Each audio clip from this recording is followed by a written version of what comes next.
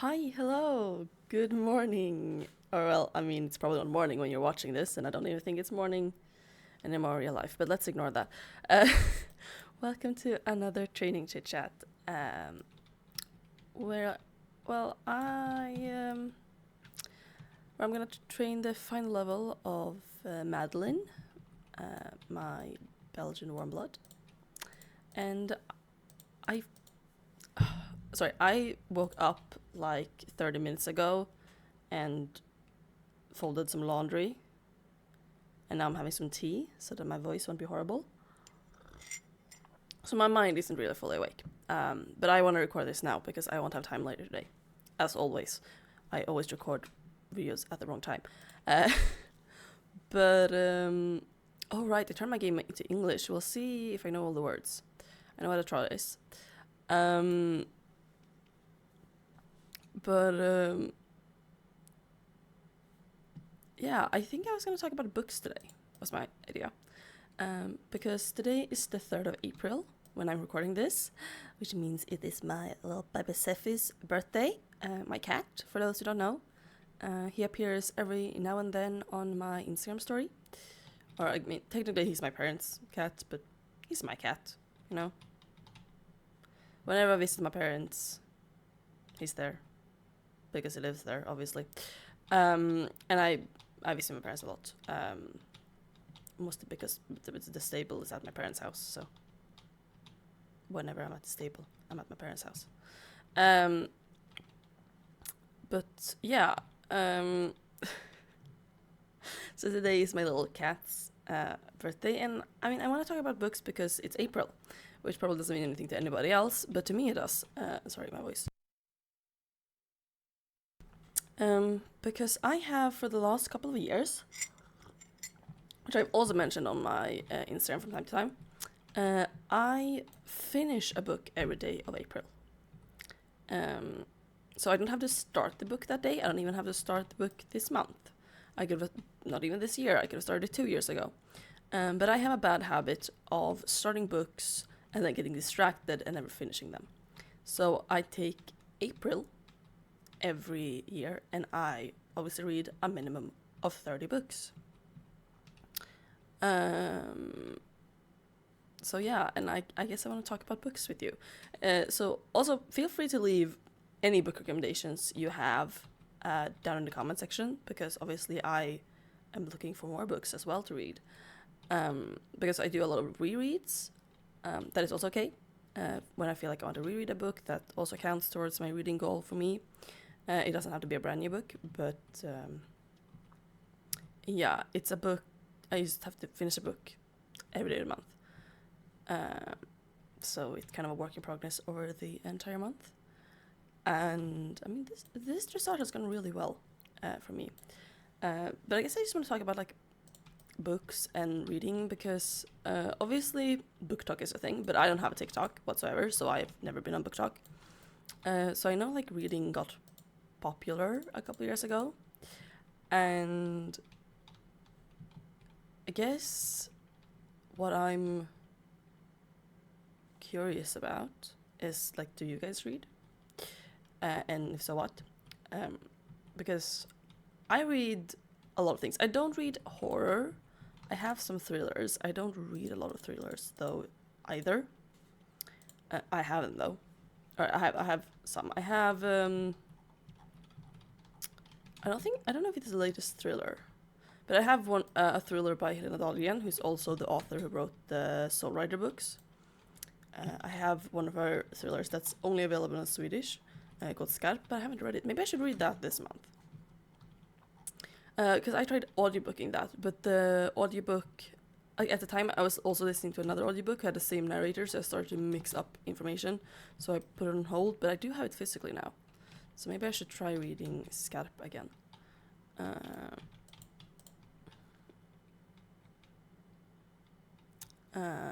don't know which one I should pick. Yeah, let's do that one. Obviously, also when we finish training Madeline, if I feel like I have time, we can obviously continue training. It'll be Runny next, Runny Bunny, Nomi's horse, who's in the game, who we will train. So yeah, I should have written up notes about books. I didn't, because when do I ever prepare for things? I did close my window though, because they are doing some sort of construction outside my window, and you can't hear it through the window, which is great, but it's really like, my apartment is either super cold or super like humid. Not humid, how do you say it? Super, like it's humid. I think you say it's humid. And that goes for like all year. It's pretty much humid all year except like 2 weeks in November when it's like icy cold. And then it's humid even like all December, January, where you kind of have to even open your windows during the cold season to get fresh air. But yeah, so I had my window open before when I was folding the laundry, and yeah, there's construction, but I closed the window now, so you can't hear the construction, or I can't hear the construction, so I hope you can't hear the construction, because it would be weird if you do. Unless, like, sound cancellation on my headphones are a lot better than I think it is. I don't even really use the sound cancellation function of these headphones because it makes me feel nauseous. I think I've been on a rant before of these headphones. Can't remember, but I think I have been, so I won't rant again at this moment. Because we're supposed to be talking about books. I guess we can start with the books I finished this April. So obviously I haven't finished today's book because I recently woke up and have the rest of the day to do so. But I finished 2 books already this month, and one was a reread. It's a romance. It's called You Should Be So Lucky, but by Cat Sebastian.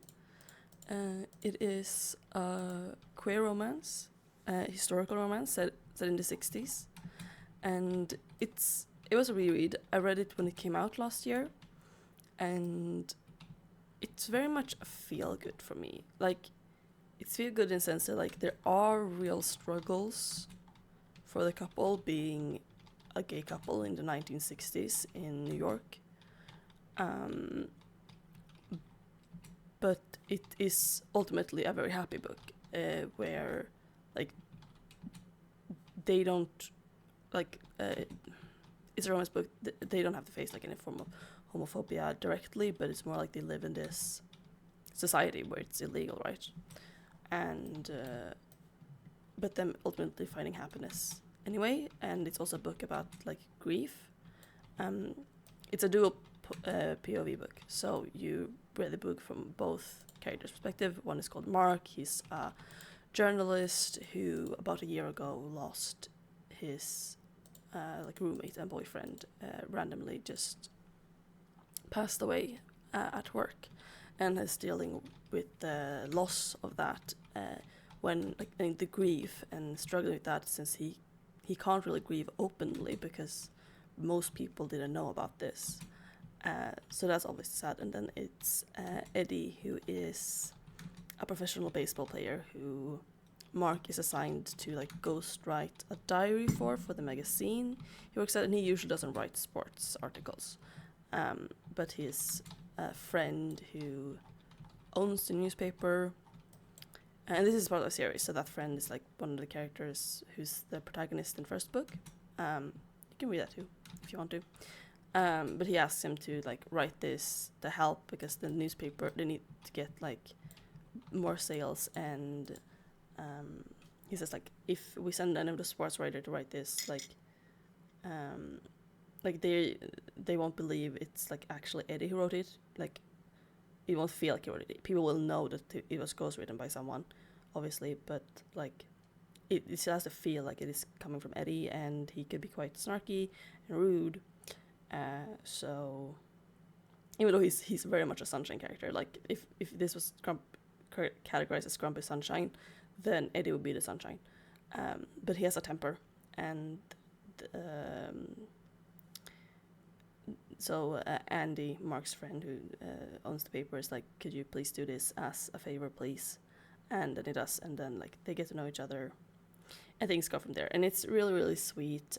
Ultimately a very happy book. It's one like I started rereading it in March when I was very stressed because I had exams, so to feel better, and then I finished it on April 1st this year. So that was the book I finished on April 1st, so that was a reread. It's very sweet. So recommend that. Then yesterday I finished a book I started reading, I think in the middle of fall, or maybe I started reading it in like November. I can't remember, but I had been meaning to read since like 2021. So it's been a long time like that I've been meaning to read this book, and that was Serpent and Dove by, I'm gonna open my phone because I audiobooked it, so I have it on there what the author is called. It's Shelby something, but I cannot remember her last name. I'm so sorry. Come on, please. I'm trying to ride and look at my phone at the same time. Don't text and ride, kids. Shelby Mahurin, I think it's how you say it. At least I think you say it in English. Or Mahur. Maybe it's Mahurin. I don't know. Maybe I should have looked up how to pronounce names before I did this video. But that's the first book in a trilogy that was really popular on Book Talk back in like 2021. I think I saw it on a lot of like people's videos of like reading like Book Talk books, or like on people's reels on Instagram, which often, if someone has a Book Talk, they would also post it on their Bookstagram and their like reels, TikToks. Right, so it was really popular, and I decided to pick it up, and I liked it a lot more than I was expecting, because it is a romantasy, and I usually don't like romantasy, but I don't think, like, I think this is a romantasy that leans more, like, how do you say? Maybe I should tell you what the plot is. We follow Louise, who is a witch in this society that is like very clearly inspired by France, and like there's like witch trials and witches under, and she's a witch, and she lives in the city. She's kind of like a thief together with her friend Coco, who is also a witch, but they're like different types of witches. I don't know what Louise type of witch is called, but Coco is a blood witch. And they're thieves, and then they commit this heist because she wants this ring that's gonna make her like magically invisible from like other magic, like witches and stuff. They won't be able to find her if she wears this ring, and she finds like this noble has it, so they plan a heist to get this ring, because Louise is also running from her past and from her coven, so she's not only running from the witch hunters but also from her coven. And so this ring will help her hide from the coven, and they do this heist and they get caught. She manages to get the ring, and Coco gets away, but she gets caught and by the witch hunters. But the witch hunters think that Coco is the witch because they're the only one who they saw do magic. So when like the place smells of magic, because in this world magic has a scent to it, and everything that's near where magic has been done will smell like it. So they think she smells like magic because she was conspiring with a witch. But she manages to like break free and get out of there. But later she runs into this chasseur, it's what the witch hunters are called, again, and he's called Reed, and he is the love interest, where she casts a scene to get rid of him, and then the what's he called? Like, what's his title? I can't remember.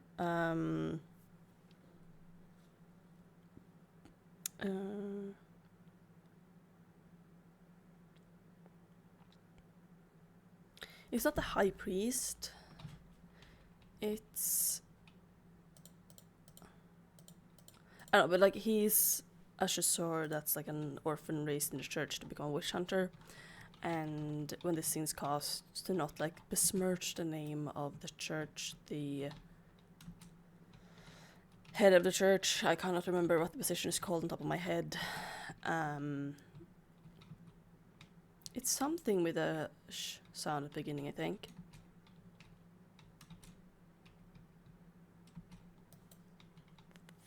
Where he like they he's like, let's pretend that she's your wife, because then there haven't been a scene, you're not like assaulting a woman, and then like he forces them to get married, so it's a like marriage of convenience perhaps.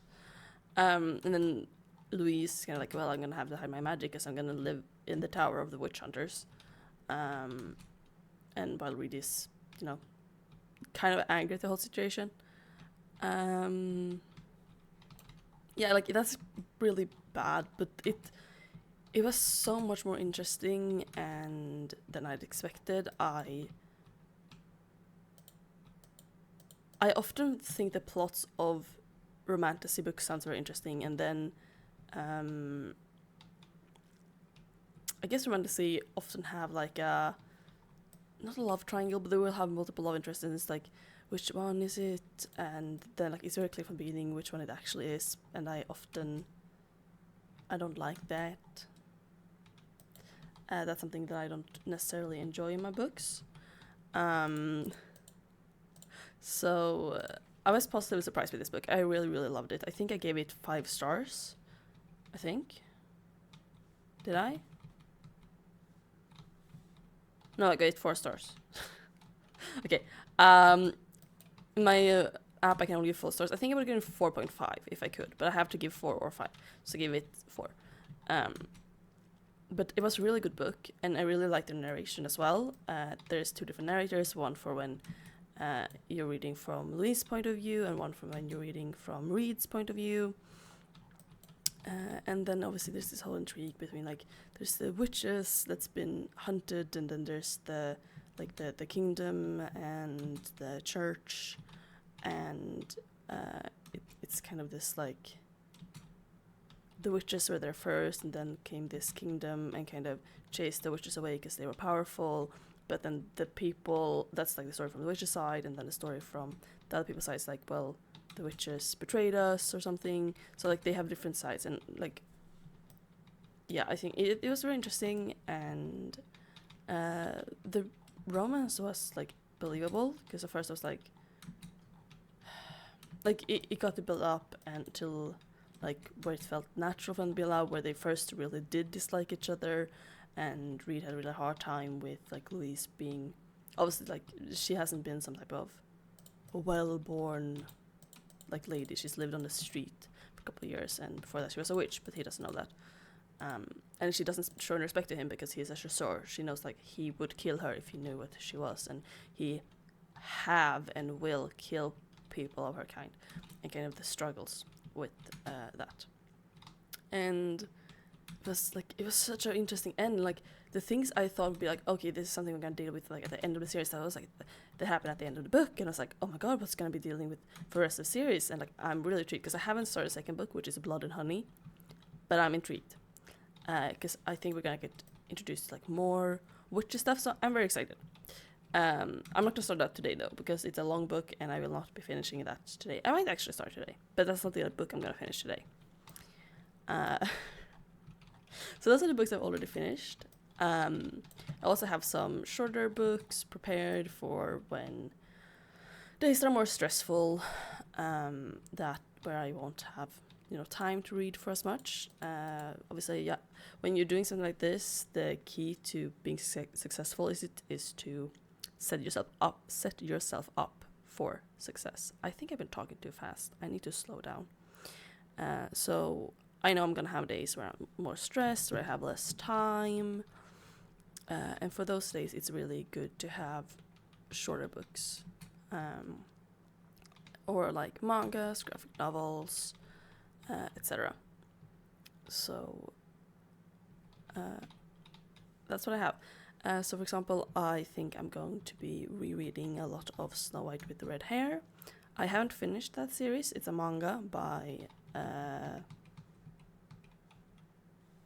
it's Akiduki is her last name. I can't remember her first name.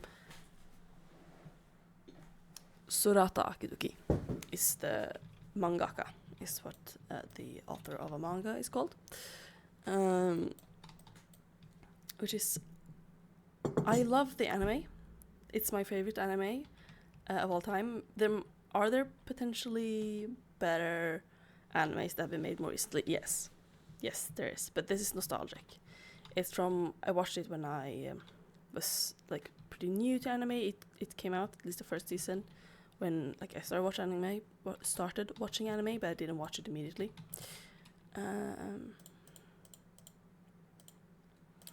And I think it's a very sweet manga. So I've read the manga now as well. I started last spring, and now I have read up to volume 12. Yes, I used to check on my bookcase. I have up to volume 12. So I read all of them that I own. Which is a very cozy series where we follow a girl called Shirayuki, which is the Japanese name for Snow White, which is where the name Snow White come from in the title. And she has this bright, unnaturally red hair color, which is said to be the color of fate and luck, which causes her some trouble in her home kingdom, where the prince, there's no evil queen in this one, it's a prince, where he hears of her beautiful hair color. It's like, I want her to be mine. And she's like, well, I don't want that. She runs a little apothecary shop, and she's self-taught, but she realizes, like, okay, I can't stay here now. So she decides to go to a neighboring kingdom called Clariness, where you can study.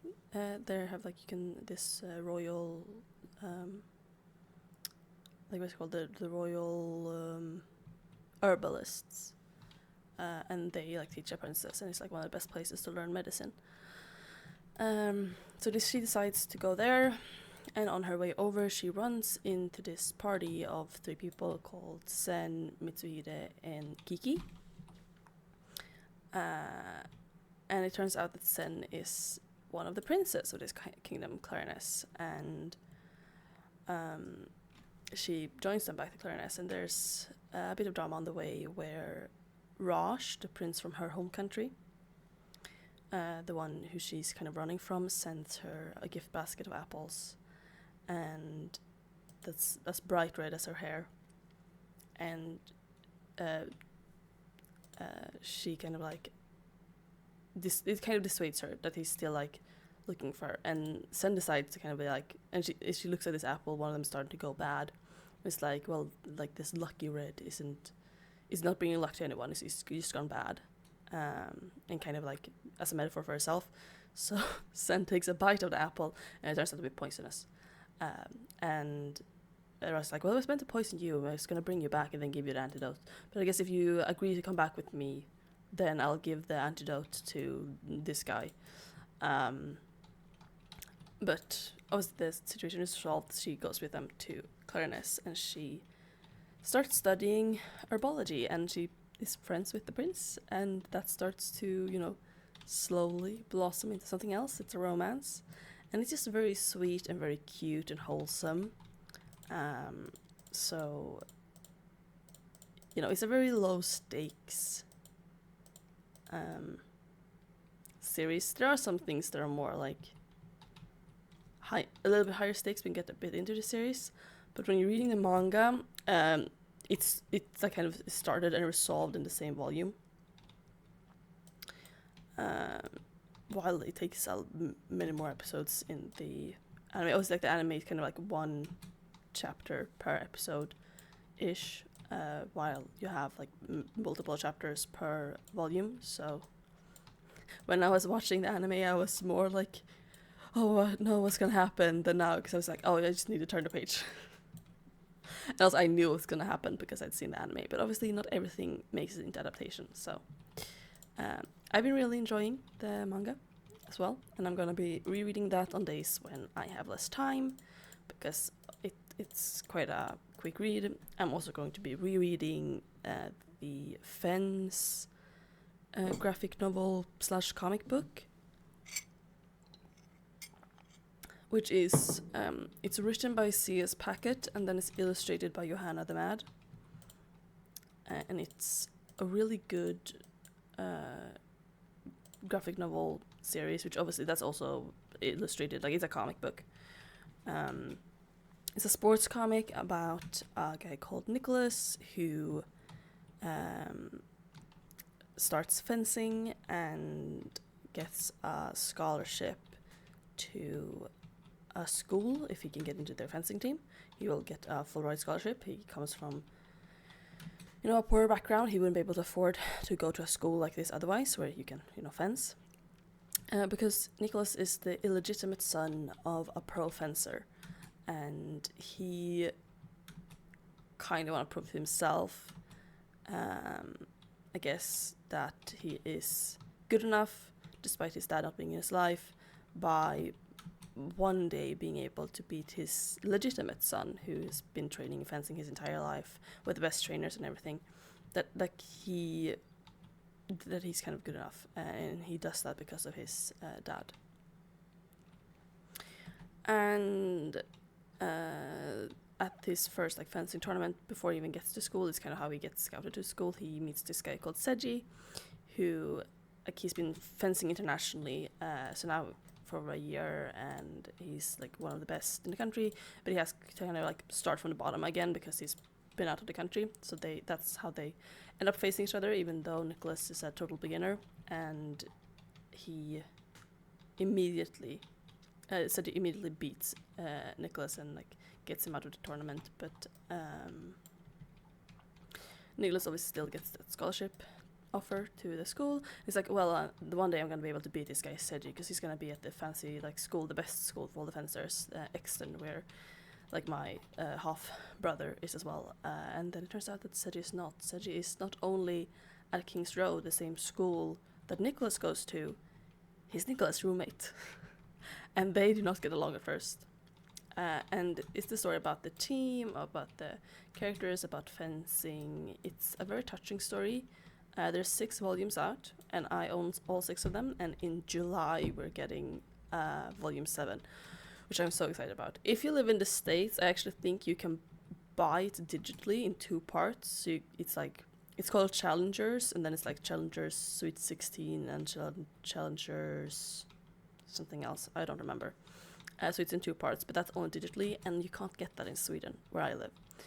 So I am waiting for late July when the physical comes out and I can buy it here in Sweden, which is going to be Fence Volume 7 Challengers.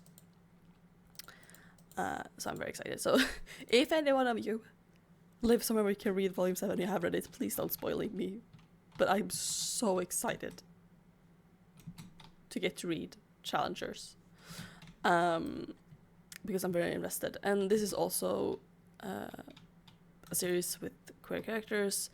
We have, for example, Nicholas, one of Nicholas' closest friends. Bobby is a cross-dresser. For example, he wears skirts. They go to all-boys school, but a lot of people I know were confused. I was too. Is Bobby a girl? Because he has long hair and he wears skirts with his uniform, which is, I love this is an all boys school, but they still have uniform approved skirts. We love accepting school. But yeah, so we have Bobby, and then there's the team captain Harvard and his childhood best friend Aiden, and Aiden is kind of a playboy. Who he doesn't even remember the names of the people he's dating, but he's super popular, and he's very nonchalant, and people still fall for him. But it's very much an act, because Aiden is actually in love with Harvard, but he doesn't want to risk their friendship, because that's kind of the only thing that means something for him. He kind of blows off everything else. He doesn't really care about anything. He doesn't really even care about fencing a lot, but he sticks around fencing because Harvard fences, and Aiden is really good. So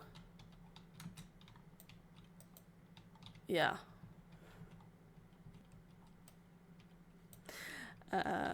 So there's a lot of romances, and then it's kind of obviously first there's a friendship that starts between Seji and Nicholas, and now we're at the point where it's they might start having like a little bit more of a crush on each other, but none of them are really realizing it yet. Especially not Nicholas, because Nicholas is really not the sharpest tool in the shed.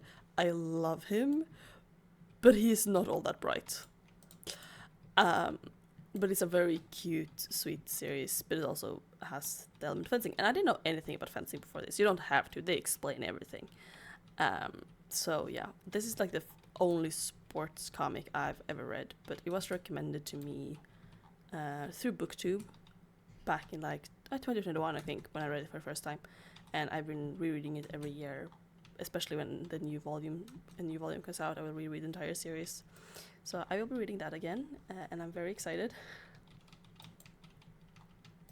A book I'm planning to finish this year. I hope me rambling about books is interesting, but I love talking about books, and if I was comfortable showing my face online, I would 100% have a BookTube channel talking about the books I read. But I don't want to show my face online, so... and I would have that too. It's not like, oh, I would have that instead of gaming channel. No, I would have a gaming channel and a BookTube channel. Like, duh. I love gaming. Maybe I'd combine them. Maybe I'll do like bookish, nerdy gaming content. I don't know. Maybe someday when I feel like I can show my face online. But, you know, I've studied IT. The internet isn't as safe as you want it to be. Like, I don't use real names for myself, obviously. In case it's not my real name, it's my character's name. I don't use real names when I talk about friends or family, or I don't even use real names for my pets.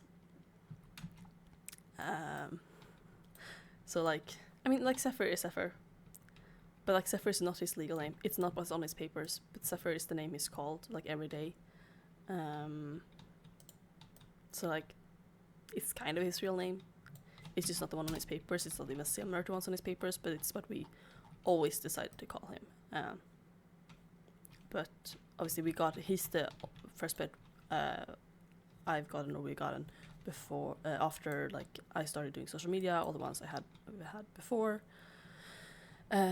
So then I was kind of like, so I've been using like nicknames, like I call my horse Princess, and I do call her Princess in real life, but that isn't her real name, and I more likely call her by her real name in real life, but I always call her Princess online because she's a little princess.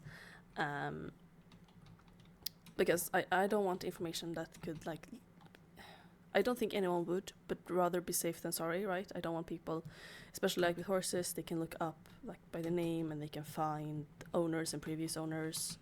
And I am an owner of my ponies, like I co-own them together with my mother. So like you would be able to find my real legal name, and then you'd be able to find my real legal address and my social security number, because that's how Sweden works.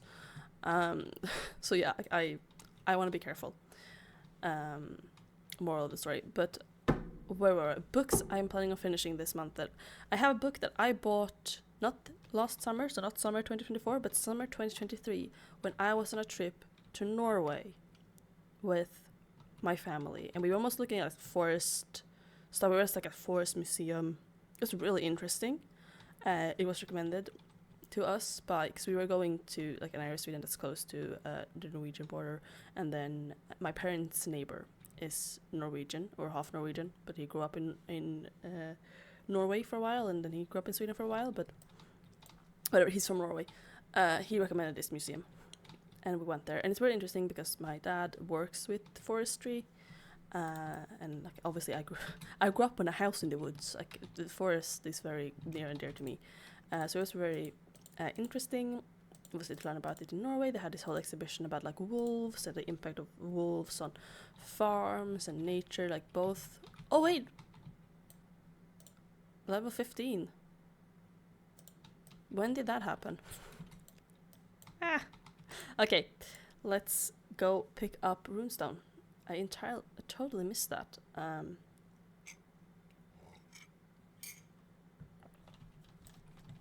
Someone's probably yelling at me like, no, you're doing a race with a max horse. Okay, I want my recyclable.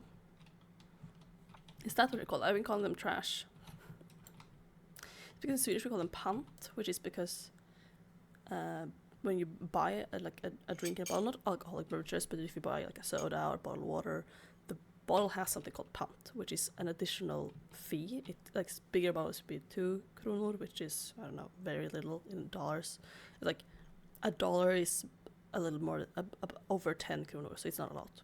And then a small bottle would be 1 krona, and you pay that fee when you buy it. Like, that's kind of like a deposit kind of for the bottle, because then you have these recycle stations at the grocery stores, and you bring your bottles, and then you will, like, if you bring one bottle that's worth 2 kronor, then you're gonna get 2 kronor back that you can use to like get 2 kronor off of your purchase at the store.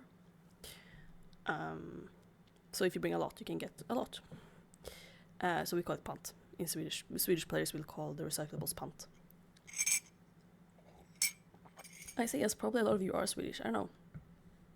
If you're comfortable, tell me. Other than let me know about the books you're reading and what books you're interested in. I'm just gonna leave Madeline here. Let me know if you're comfortable, like, where are you from? What language do you speak? Like, you don't have to tell me the city, don't do that, but like, you can say the country. And like, maybe what's your first language, because that's interesting. I have an interest in languages despite being dyslexic, and I'm still talking so fast. Despite being dyslexic and struggling with languages, I still find it very interesting. So let's see. Okay, yeah, he cannot have things like that. Let's just put together a outfit like that matches what I'm already wearing here. Can he wear? No, he cannot. Okay, so that's gonna be a struggle. Let's do those for now. Just something quickly for this, the purpose of this video. That is great.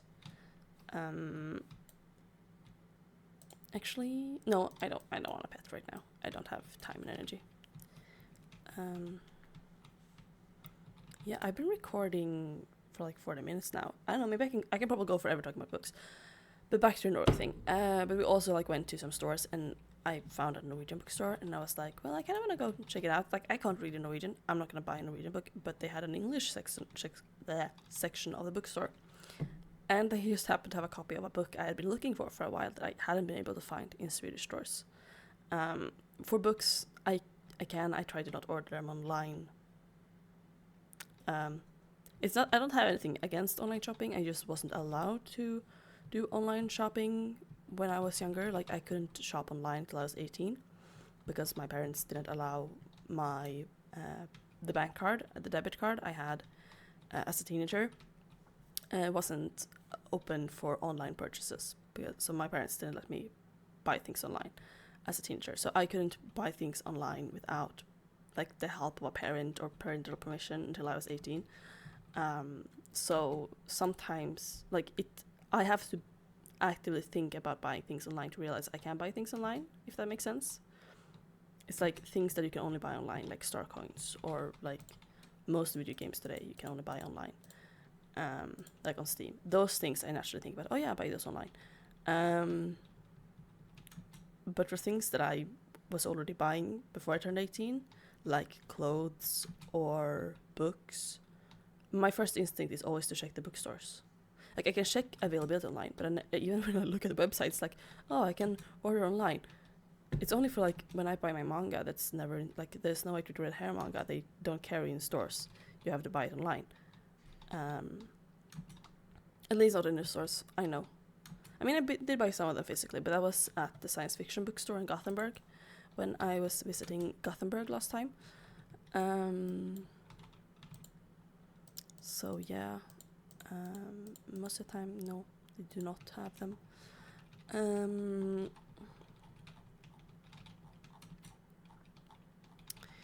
But yeah, so I had read, it's a series, the book I bought. It's called Off Campus. I think it's a romance series by L. Kennedy, and I read the first book and liked it. I think my first year of college, but then I hadn't been able to find a second book anywhere. It was like sold out in physical stores, and I didn't think about ordering online. And then in this bookstore in some random town in Norway, I found it in English.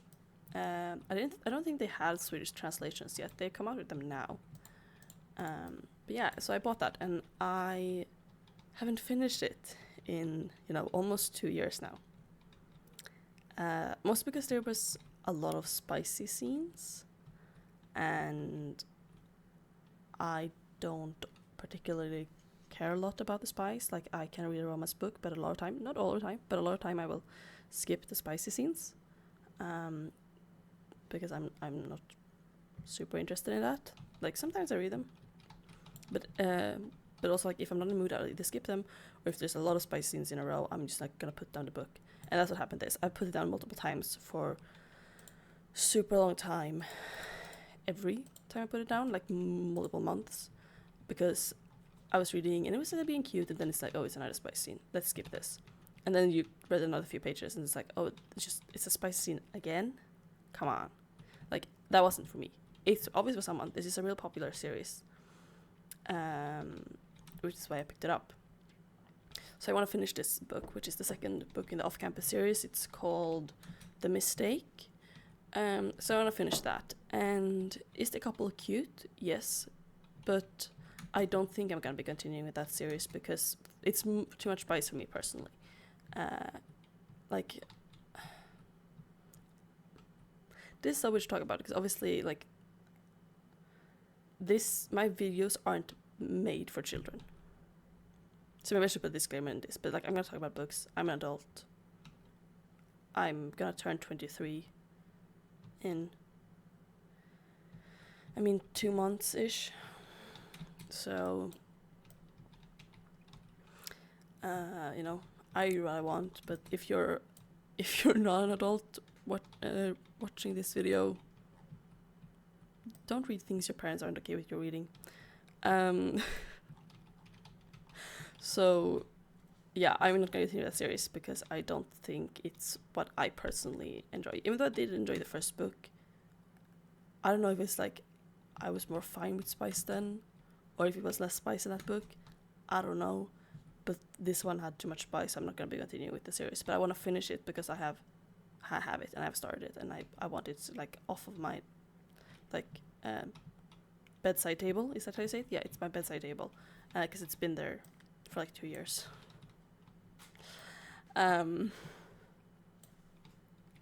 So that's one book. Another book I want to finish, which this is a YA book, so this is for everyone, unless you don't read YA. But it's the first book in a series, and it's what's the series called? I'm trying to like turn and look at it, what it's called, because I entirely blanked on the series name. Okay, so it's like a YA mystery series called The Naturals. That's what it's called, by Jennifer Lynn Barnes, because I read she had a trilogy that was also really popular online a few years ago called The Inheritance Games, and I read that entire trilogy and loved it. And this is a series she wrote before she wrote The Inheritance Games. So yeah, and I'm, almost halfway through The Naturals. It's been really interesting. It follows Cassie, who gets recruited to this like FBI training program where for teenagers with really good, like with special gifts, and then they're trained and they solve like cold cases for the FBI. Maybe the solve case, I can't remember. But yeah, like she's a profiler. She pieces together like information and like kind of gets into the mind of a killer to try and figure out like if he's a serial killer or not, and trying to find like serial killer. And Cassie's mom was, when she was younger, murdered, and it's a cold case. It was never solved. So she kind of comes here with hopes of learning enough so that she can solve her mom's murder.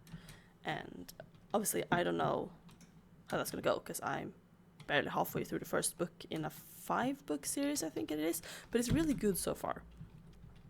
And I do think this is gonna have a love triangle. The Inheritance games did, but it didn't really annoy me. Like, it wasn't like, oh my god, this is like a great romance in the Inheritance games. But the mystery was so good that I didn't care about the love triangle.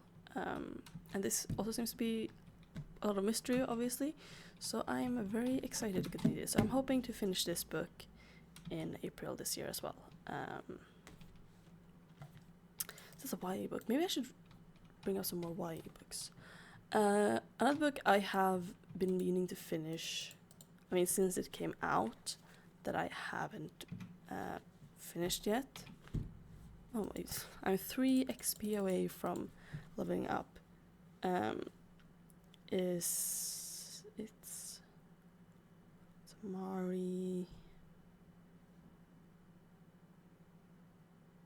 Amari and the Great Game,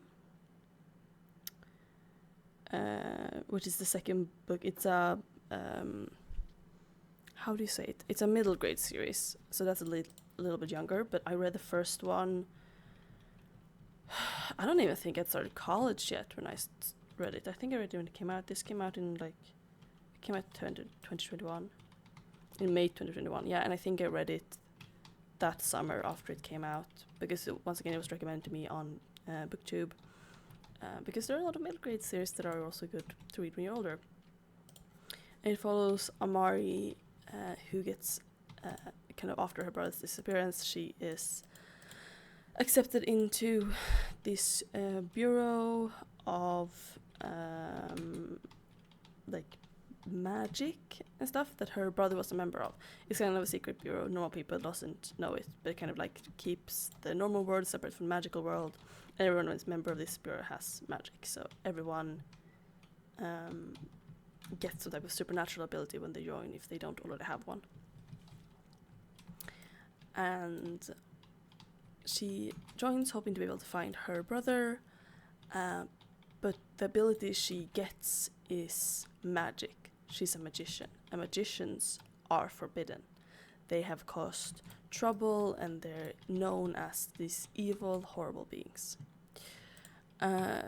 So she goes from being ostracized for being the only black kid, or one of the few black kids at her private school, and for being there on a scholarship, which is obviously a predominantly white school, if you didn't gather from me saying that she was one of the only black kids, to now being ostracized because she's a magician and they're evil, and they're like kind of the source of all the evil of the world. But then she finds out that there is another magician at the bureau in hiding, and they become friends, and he tells her that there's always been magicians in the bureau, but it's like genetic, it's been passed down,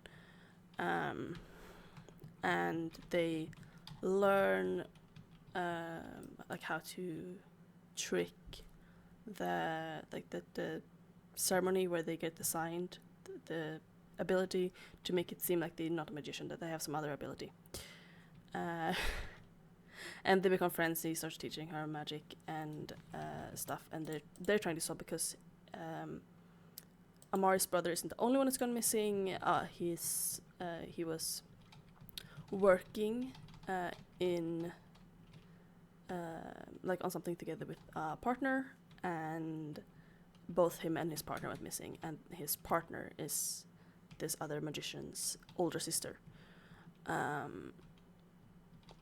So yeah, I have started the second book, but I didn't finish it. I started when it came out, and then I think something about it triggered my anxiety. That's a lot of the reason also why I put down books, is either I get distracted or something triggers my anxiety and I have to put it down to not like make me feel panic. I feel really uncomfortable when like my anxiety is really triggered, and it can be triggered by the most random things. Like, it happens with everything. It happens in conversations, it happens when reading, it happens when watching TV shows and movies, and I'm very used to it. I've been living my entire life like this. But yeah, I'm a little over halfway through actually. But yeah, I kind of want to finish that too, potentially. Because the first book was so good, I read it multiple times. And I see that the third book is coming out in July. At least the Swedish translation is coming out in July. So I'm assuming the English one is going to be out before that. But yeah.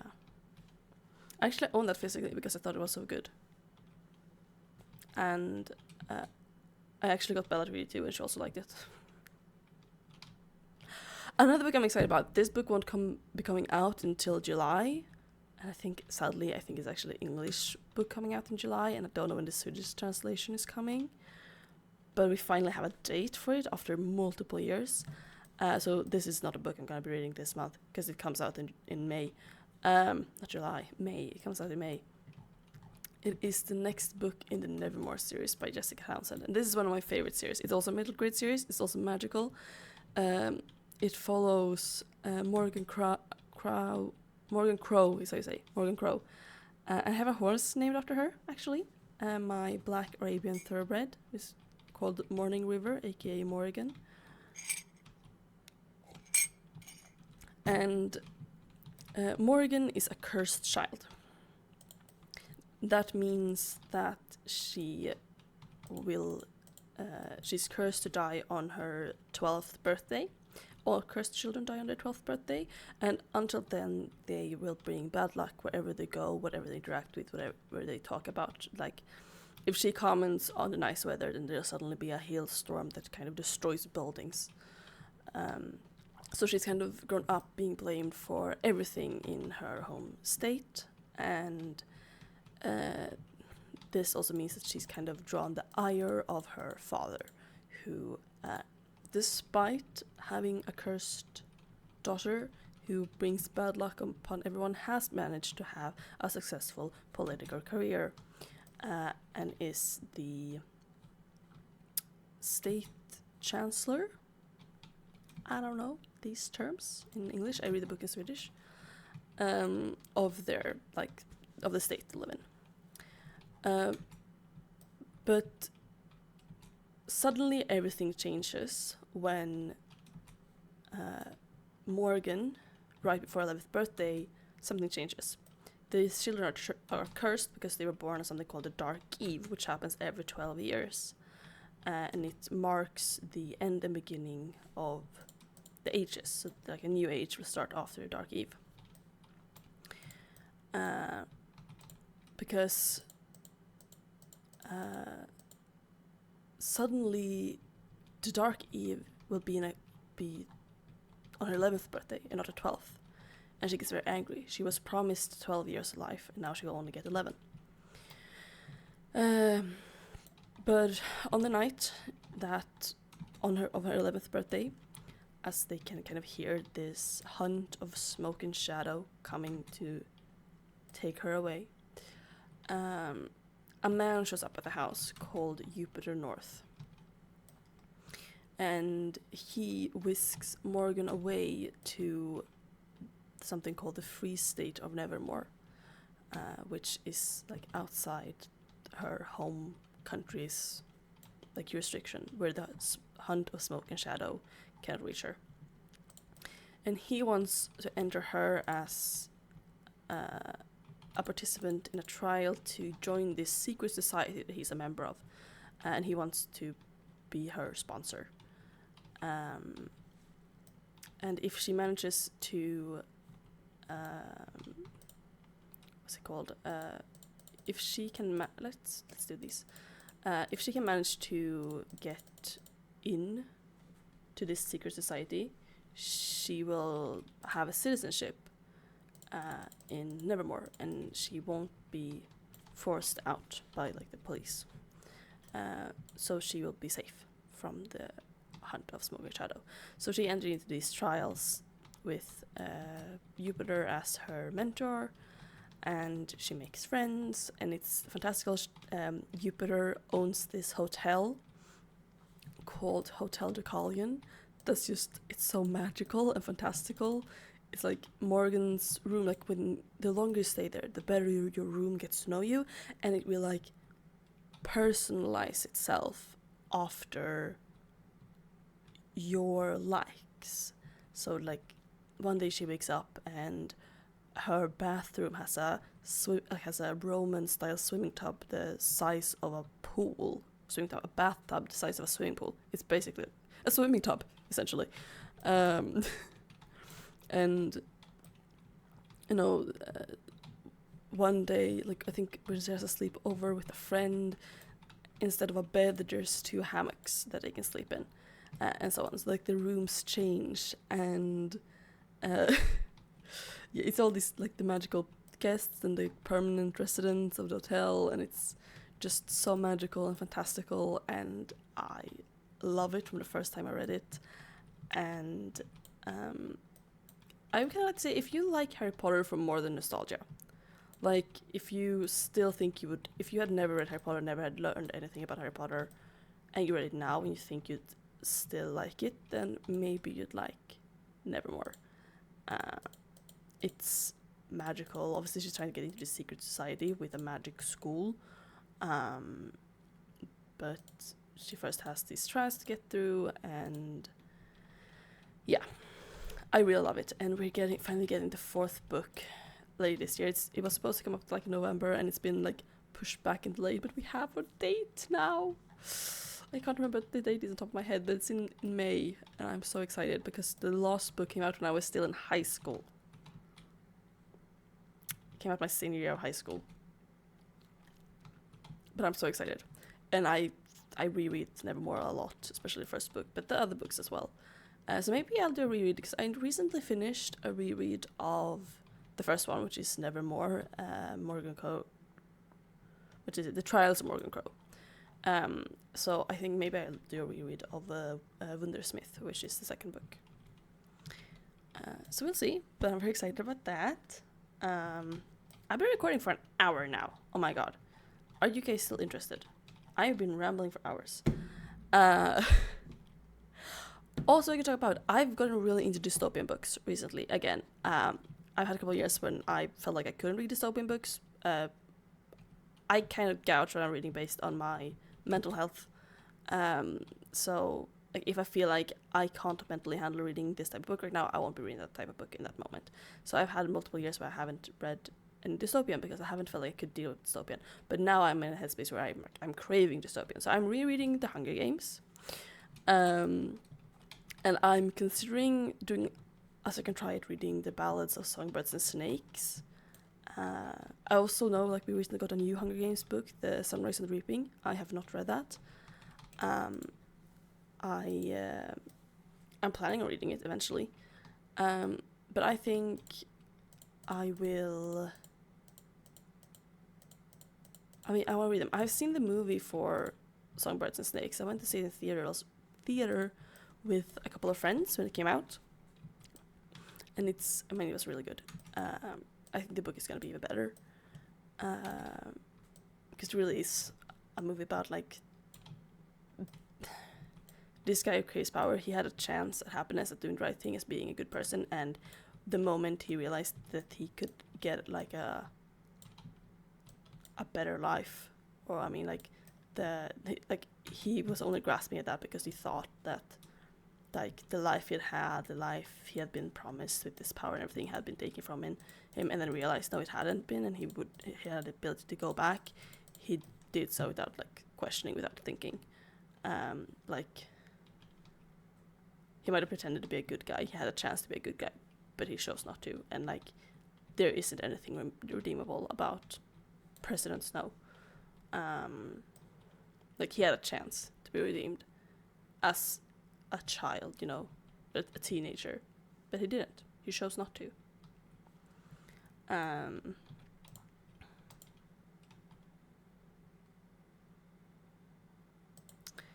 So, I mean, that is the moral of Ballads of Songbirds and Snakes, I think.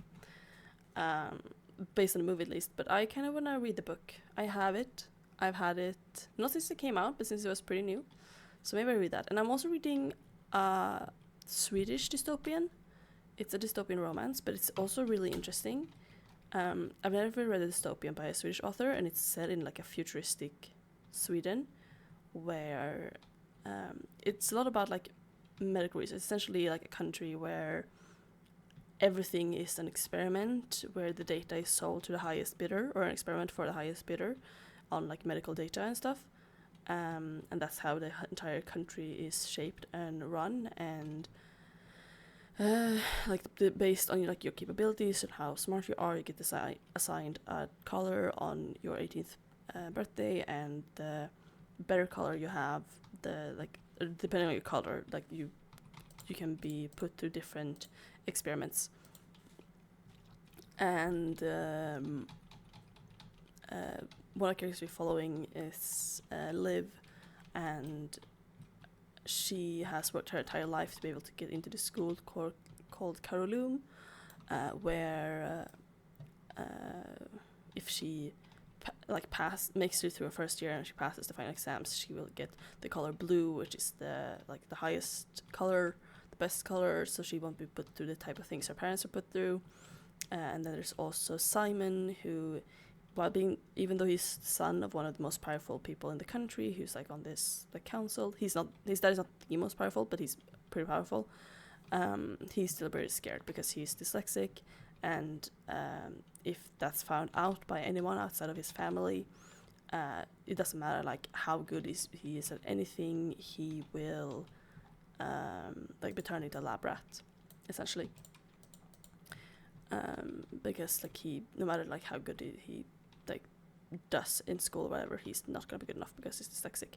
So I think it's very interesting, especially as a dyslexic person, to read about this. And they meet, and I think they're gonna go into type of resolution. I don't know. I'm about halfway through this book, and it's the first book in a series. I don't know if the other books are out yet, but it's interesting. But yeah, maybe, I've been rambling about books for an hour. I have been talking about as many books as I had been thinking, but I can't talk about hours. I can talk about books for hours, so we could be here until tomorrow morning if we wanted to. I don't want to, because I have things and places to be. So I'd like to say thank you for joining me about talking about books, and please tell me any books interesting. I read in a lot of different age categories. Obviously I read middle grade. I think I read the least middle grade, but I do read some middle grade. I read YA, I read adult romance, I read fantasy. That's another book I want to finish, actually. I bought it last year at the book. It wasn't on sale, it was new, but I was at the book sale and saw this book, and I bought that book for full price because it was brand new. But A Tempest of Tea by Hafsa Fasail, I think is how you say name. Probably butcher it entirely, but maybe I'll put like covers of the books I'm talking about on screen when editing. We'll see how much energy I have to edit. But Tempest of Tea by Hafsa Fasail, it's a fantasy with a heist and a tea house, and I started and got distracted, and it sounds good, but I think I'm gonna have to restart that, even though I'm more halfway through, but because I don't think I remember all the important details. But that's also a book I'm gonna finish. So I read some, and that's an adult fantasy. I don't think it's a romantasy. I think it's a fantasy. I'm not sure though. No, I'm more halfway through. I can't remember any romance. I think it's a fantasy. But yeah, so I read some fantasy, I read some romantasy, I read some romance. What else do I read? I do read some nonfiction. We haven't talked about that. But a couple years ago,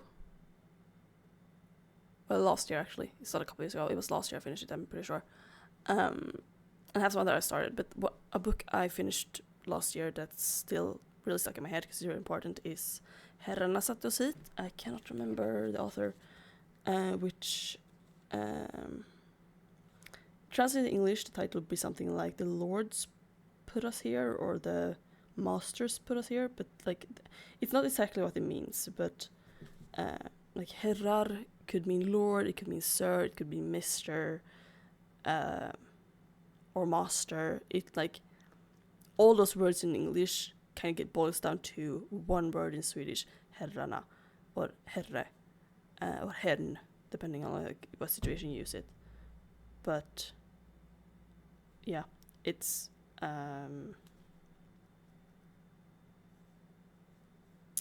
It's by Elin Anna Labba, herrarna satt oss hit, and it's a book kind of talking about the forced movement of the Sami people conducted by the Swedish and Norwegian governments starting in the 1920s, and that's, you know, technically still going on today.